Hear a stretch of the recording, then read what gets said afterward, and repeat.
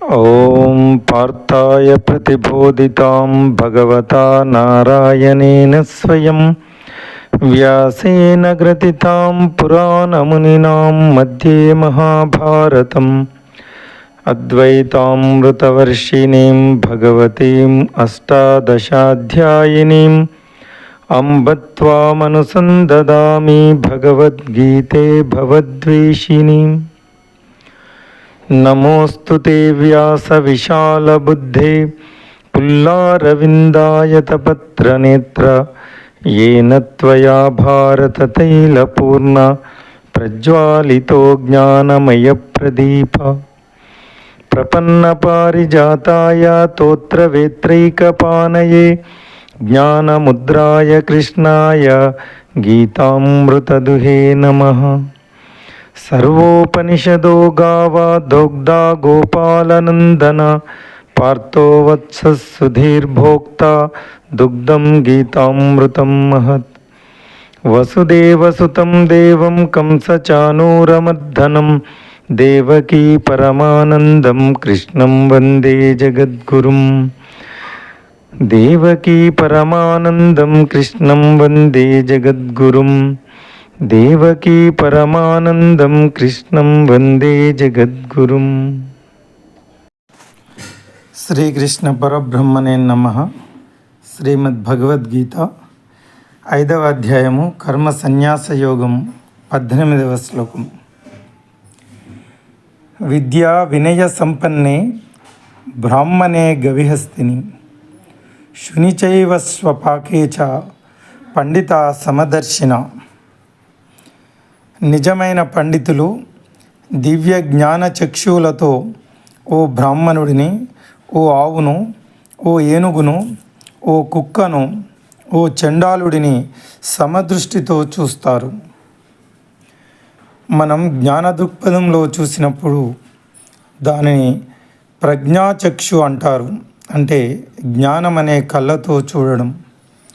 శ్రీకృష్ణుడు విద్యా సంపన్నే అన్న పదాలను ఇదే అర్థంలో వాడుతున్నాడు. అంతేకాక వినయ అన్న పదం కూడా వాడుతున్నాడు. అంటే అనుకువ, నమ్రత. దివ్య ఆధ్యాత్మిక జ్ఞానం యొక్క సంకేతం ఏమిటంటే అది వినయ విధేయతలతో కూడి ఉంటుంది. కానీ పైన పుస్తక జ్ఞానం అనేది చదువుకున్నామనే గర్వంతో కూడి ఉంటుంది. భౌతిక దృష్టి కన్నా దివ్య ఆధ్యాత్మిక జ్ఞానం ప్రసాదించే దృష్టి ఎంత విభిన్నమైనదో శ్రీకృష్ణుడు ఈ శ్లోకంలో వివరిస్తున్నాడు.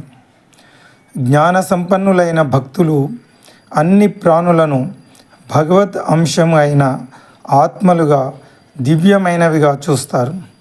శ్రీకృష్ణుడు చూపించిన ఉదాహరణలు పూర్తి విభిన్నమైన జీవజాతులు. పూజాది కార్యక్రమాలు చేసే వేద బ్రాహ్మణుడు గౌరవించబడతాడు. అదే సమయంలో ఒక చండాలుడు అందరిచే సాధారణంగా వెలివేయబడి చిన్నచూపు చూడబడతాడు. ఆవు మానవ ఉపయోగార్థం పాలు పితకబడుతుంది, కానీ కుక్క కాదు. ఏనుగు శుభకార్యాల ఊరేగింపులో వాడబడుతుంది, కానీ ఆవును, కుక్కను వాడరు. భౌతిక దృక్పథంలో ఈ జీవజాతులు భూమిపై ఉన్న వైవిధ్య జీవరాశులలో పూర్తి విభిన్నమైనవి. కానీ నిజమైన జ్ఞానం కలిగి ఆధ్యాత్మిక జ్ఞాన సంపన్నుడైన వాడు వీటన్నిటినీ నిత్యమైన ఆత్మలుగా దర్శిస్తాడు.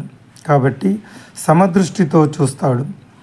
బ్రాహ్మణులు ఉన్నత జాతి వారు, శూద్రులు నిమ్న శ్రేణి వారు అన్న దృక్పథాన్ని వేదాలు అంగీకరించవు. జ్ఞాన దృక్పథం ఏమిటంటే బ్రాహ్మణులు పూజలు చేసిన, క్షత్రియులు పరిపాలన చేసిన, వైశ్యులు వ్యాపారాది పనులు చేసిన, శూద్రులు శ్రమ చేసిన వీరంతా భగవంతుని అంశాలైన నిత్య జీవాత్మలే. అందుకే అందరూ సమానమే అంటారు శ్రీకృష్ణ పరమాత్మ. The truly learned with the eyes of divine knowledge see with equal vision a Brahmin, a cow, an elephant, a dog, and a dog eater.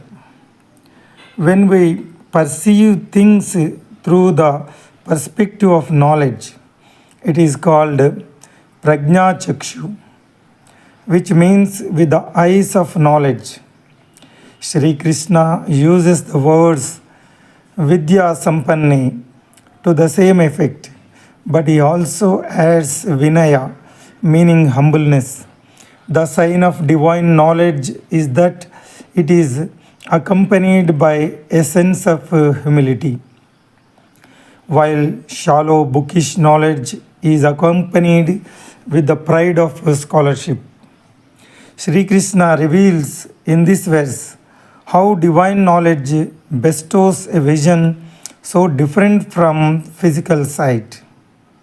Endowed with knowledge, devotee see all living beings as souls who are fragments of God and are therefore divine in nature.